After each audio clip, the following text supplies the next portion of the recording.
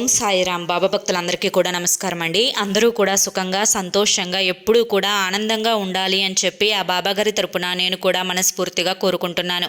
ఈరోజు బాబాగారు అందించే సందేశం ఏంటి అంటే కనుక, తల్లి, నీ విజయానికి నువ్వు చాలా దగ్గరలో ఉన్నావు. 5 నిమిషాలు నేను చెప్పిన మాట వినిచూడు. నిర్లక్ష్యంతో తోసి పడవేయకు. చివరి వరకు వింటేనే నేను ఏం చెప్తున్నాను అనేది నీకు పూర్తిగా తెలుస్తుంది అని చెప్పి ఏదో తెలియని సందేశంతో మన ముందుకు వచ్చారండి బాబాగారు. అది వినే ముందు చాలామంది కూడా చెప్పుకోలేనటువంటి సమస్యలతోటి సతమతమైపోతూ వాటిని ఎలా తీర్చుకోవాలో తెలియక ఇబ్బంది పడిపోతూ ఉంటున్నారు. అటువంటి వారి కోసం శ్రీ షిరిడి సాయిబాబా ఆశీస్సులతో జ్యోతిష్యం చెప్పబడును గురూజీ శివరామరాజు గారు. Phone number 9959422552. మీరు ఇప్పటి వరకు ఎన్నో చోట్ల జ్యోతిష్యం చెప్పించుకొని మీరు ఆశించిన మార్పులు మీ జీవితాలలో జరగలేదని చెప్పి బాధపడి ఉంటారు. కానీ ఇక్కడ అస్సలు అలా జరగదండి. మీ సమస్యలు ఏవైతే ఉన్నాయో, ప్రేమ, పెళ్లి, ఉద్యోగం, రాజకీయం, సంతానం లేక ఇబ్బంది పడుతున్నా, భార్యాభర్తల మధ్య గొడవలున్నా, అప్పుల సమస్యలున్నా, శత్రువుల సమస్యలున్నా, అవేంటో గురువుగారికి వివరించి చెప్పినట్లయితే వాటికి తగిన పూజలు చేసి గురువుగారు మీకు రోజులలోనే పరిష్కారాన్ని చూపిస్తారు. గురువుగారు చెప్పింది చెప్పినట్లు 100కు 100% జరుగుతుంది. నమ్మకంతో స్క్రీన్ మీద కనిపిస్తున్నటువంటి నెంబర్కి కాంటాక్ట్ అవ్వండి. భార్యాభర్తల మధ్య వశీకరణ, స్త్రీ మరియు పురుషుల మధ్య వశీకరణ 100% జరపబడును. ఎటువంటి సంతాన సమస్యలకైనా కానీ గురువుగారి దగ్గర చక్కటి పరిష్కారం అనేది దొరుకుతుంది. చాలామంది జీవితాల్లో గురువుగారు బాధలతోటి ఏడుస్తూ ఇక మా జీవితంలో ఏ ఆనందం లేదు అని అన్ని సంతోషాలు కోల్పోయి ఉన్న వారి యొక్క జీవితాల్లో కూడా గురువుగారు చేసిన పూజల వల్ల అదృష్టాలు వచ్చాయండి. కాబట్టి మీరు కూడా చివరి ప్రయత్నం అనుకోనైనా కానీ స్క్రీన్ మీద కనిపిస్తున్నటువంటి నెంబర్కి అయితే కాంటాక్ట్ అవ్వండి. ఇక ఆలస్యం చేయకుండా మనం బాబాగారి యొక్క సందేశం ఏంటో తెలుసుకుందాం. తల్లి, ఎప్పుడైనా కానీ అదృష్టం అనేది నాకు రాలేదేంటి అని చెప్పి ప్రతి మనిషి కూడా అదృష్టం గురించి ఎక్కువగా ఆలోచిస్తూ ఉంటారు. బాధలు వచ్చినప్పుడు ఈ బాధలు ఎప్పుడు పోతాయా అని చెప్పి చాలా వరకు కూడా వాటి గురించి ఆలోచించి కృంగిపోతూ ఉంటారు.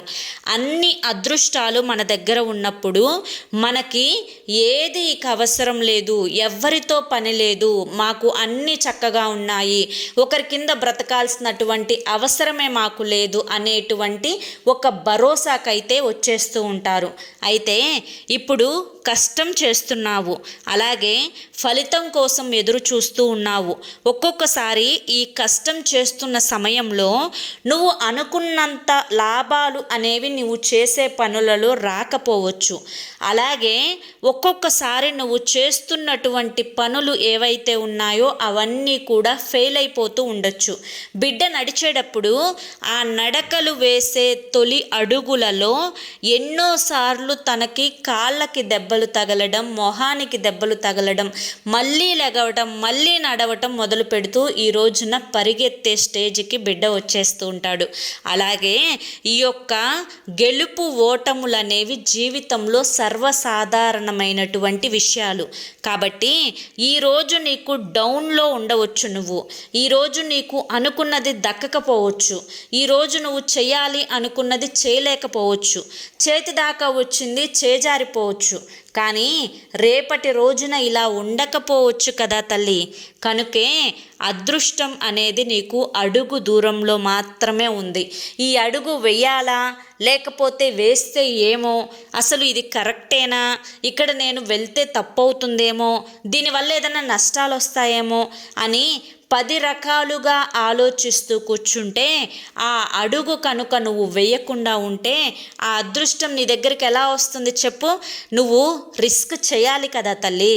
రిస్క్ చేయకుండా సైలెంట్గా కూర్చుంటే ఏది సాధించలేవు.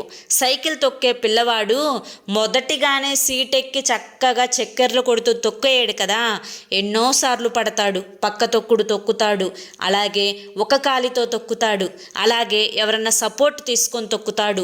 ఒక్కొక్కసారి తొక్కలేక కాళ్ళకి చేతులకి గాయాలు తాకించుకుంటూ ఉంటాడు. అయినా కూడా పట్టు వదలని విక్రమార్కుడిలాగా చివరికి సైకిల్ తొక్కి తీరతాడు ఆ పిల్లవాడు. అదే పిల్లవాడు బండి తొక్కుతాడు, అదే పిల్లవాడు కారు నడుపుతాడు. ఇలా అంచెలంచెలుగా ఎదుగుతాడు. అమ్మో, సైకిల్ తొక్కితే నేను పడిపోతానేమో, నా కాలుకు దెబ్బ తగులుతుందేమో అని చెప్పి భయపడుతూ ఉంటే ఆ సైకిల్ వస్తుందా, ఆ బైక్ నడపటం వస్తుందా, ఆ కారు నడపటం వస్తుందా, వస్తుందా? ఇవాల్టి రోజున ఈ జనరేషన్ అనేది ఇంత అప్డేట్ అవుతూ వస్తుందా చెప్పు? కాబట్టి కష్టపడాలి.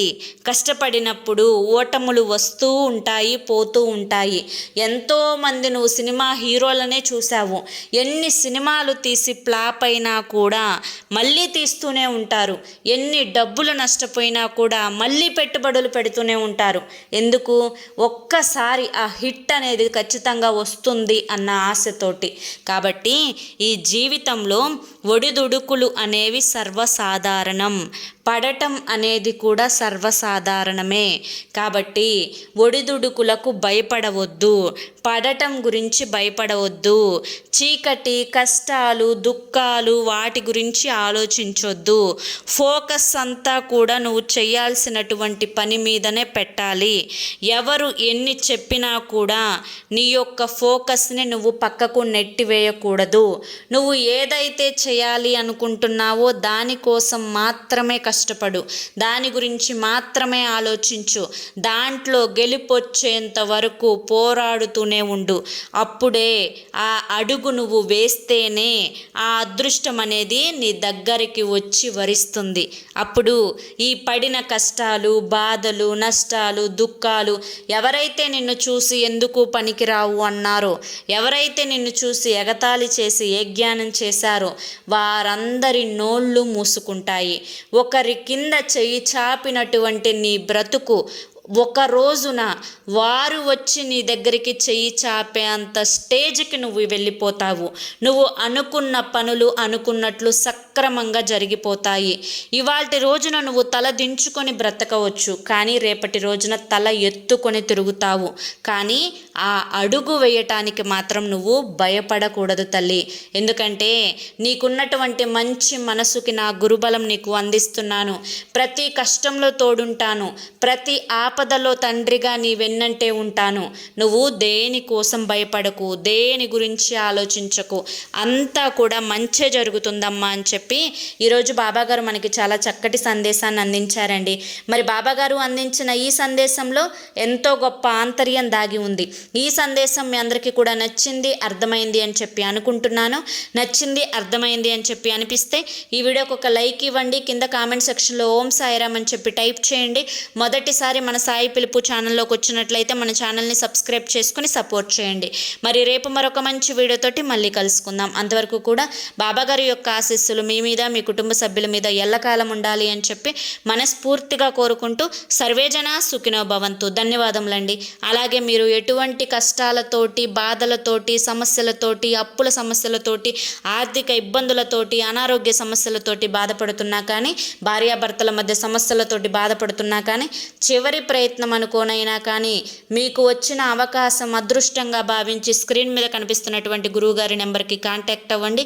సమస్యల నుంచి బయటపడి ఆనందంగా జీవితంలో ముందడుగు వేయండి. జై సాయిరామ్.